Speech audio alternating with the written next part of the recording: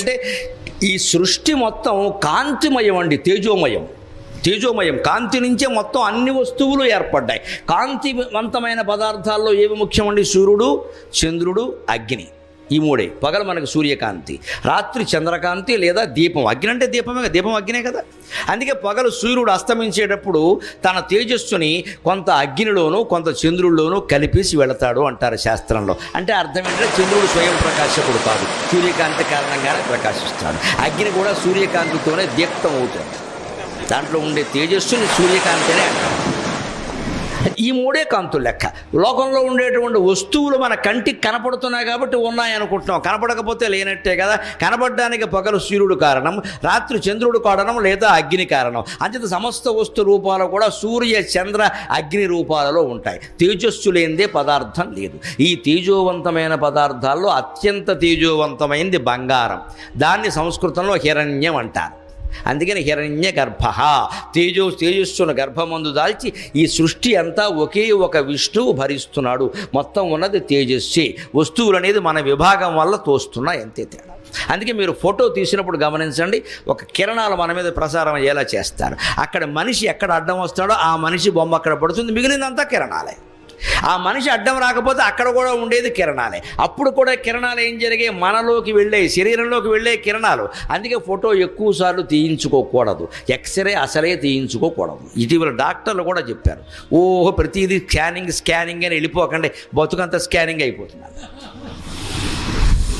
స్కానింగ్లు ఎక్కువ చేయించుకోకూడదు. అవన్నీ లోపల కడుపులో కిరణాలు పెడతాయమ్మా, లేజర్ కిరణాలు. అవి లోపల ఎముకల్ని తినేస్తాయి.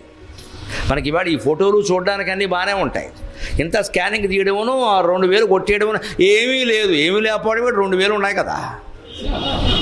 నేను రోజు ప్రతిసారి నా పుట్టినరోజు అయిన మర్నాడు ఆరోగ్య పరీక్షలు చేయించుకుంటా. 15 ఏళ్ళుగా నియమం పెట్టుకుని, ఎందుకంటే నా ఆరోగ్యం నాది కాదు, ప్రజలది.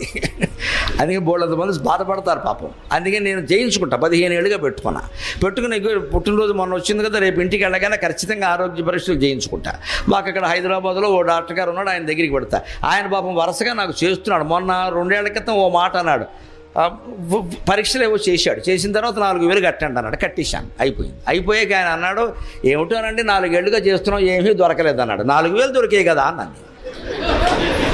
ఏమి దొరకపోవడం ఏంటి? 4000 దొరికాయి, కిందసారి 3000 దొరికాయి, మొత్తం మీద 10,000 దొరికాయి, నాకేం దొరకనాలి. డాక్టర్ గారు చాలా ఆనందించి, మీరు ఎలా చెలోక్తులు వేస్తారు, నాకు ఎంత ఇష్టమో అని పిలిచి 20% తగ్గించమన్నాడు. జోకు పనిచేసింది, 20% తగ్గించారు.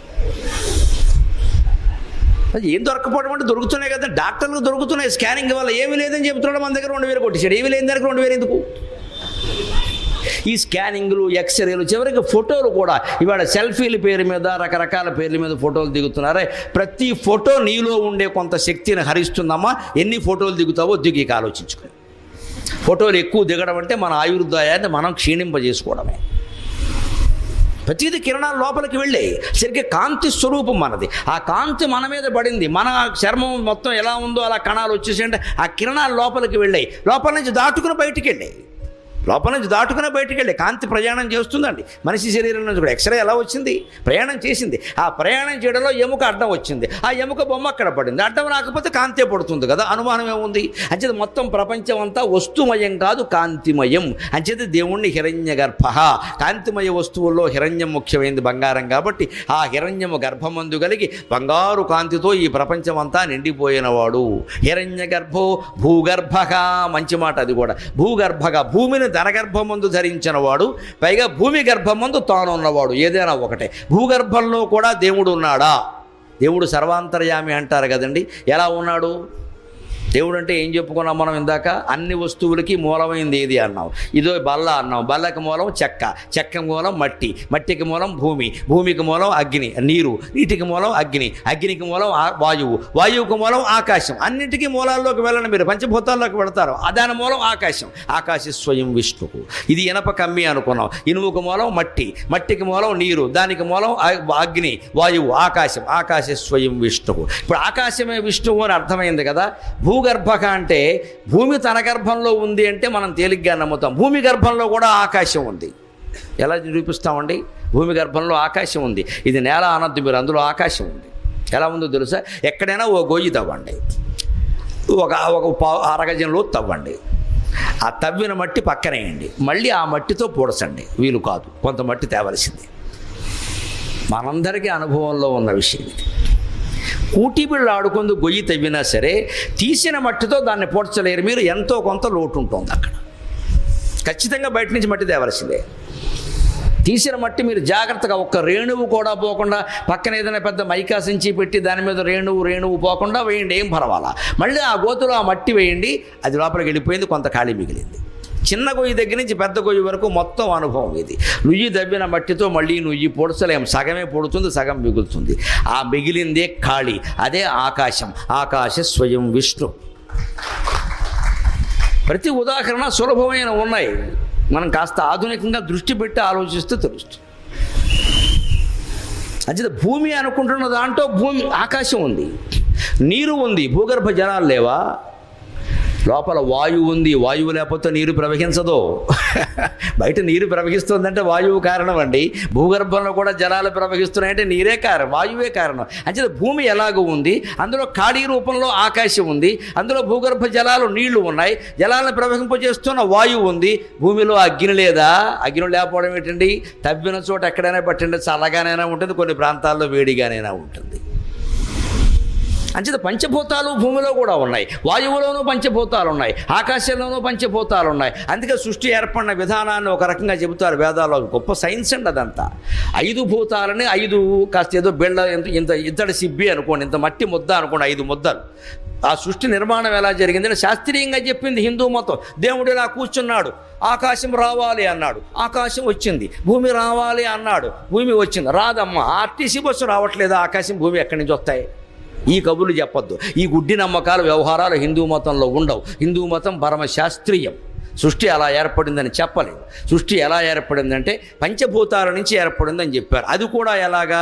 భూమి, ఆకాశం, అగ్ని, వాయువు అన్నీ కలిపి 5 ముద్దలు, మట్టి ముద్దలు అనుకోండి కాస్త. ఇది ఇంతంత మట్టి ముద్దలు. ఈ మట్టి ముద్దను ముందు సగం చేశాడు, ప్రతి ముద్దని సగం చేశాడు. చేసి భూమి అనే ముద్ద ఉందండి, అందులో సగం తీసేట. ఆ సగాన్ని 4 భాగాలు చేసి అందులో ఒక భాగం అగ్నిలో, ఒక భాగం వాయువులో, ఒక భాగం నీటిలో, ఒక భాగం ఆకాశంలో కలిపాడు. మళ్ళీ అగ్ని ముద్ద ఒకటి ఉంది కదా, దాన్ని సగభాగం చేసి ఆ సగం అలాగే ఉంచి ఆ ఒక సగాన్ని తీసుకొచ్చి మళ్ళీ 4 భాగాలు చేసి దాన్ని ఒకదాన్ని భూమిలో, ఒకదాన్ని నీటిలో, ఒకదాన్ని వాయువులో, ఒకదాన్ని ఆకాశంలో కలిపెట్ట. అంటే ఏమైంది? ప్రతి భూతములోనూ కూడా ప్రతి పదార్థంలో సగం అదే, సగం మిగిలిన 4. అందుకని పంచభూతాల్లో దేన్ని మీరు పరిశీలించినా అందులో మిగిలిన 4 ఉంటాయి, మిళితమై ఉంటాయి. ఇదంతా సైన్సా కాదా? ఎవడండి గుడ్డి నమ్మకం అంటాడు? వేదం చదవరు, ఉపనిషత్తులు చదవరు, శాస్త్రాలు చదవరు. ఎవడో చెప్పే మాటలు ఏదో నమ్మేసి దేవుడు పుట్టిస్తాడంటే దేవుడు నేను పుట్టించాను ఎక్కడా చెప్పలా.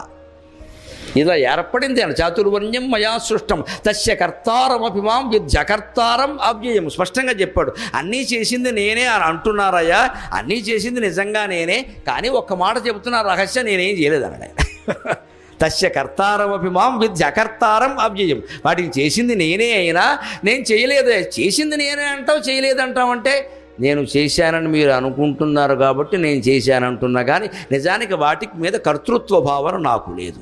జీవితంలో మనకు ఉండాల్సింది అదే. యజ్ఞమో, యాగమో, వినాయక నవరాత్రులు, లేకపోతే ఈ ప్రవచనమో ఏదో చేశాం అంతే. ఇక తర్వాత వచ్చేవరన్నా అద్భుతంగా చెప్పారంటే సంతోషం అండి, ధన్యవాదాలు, అంతే.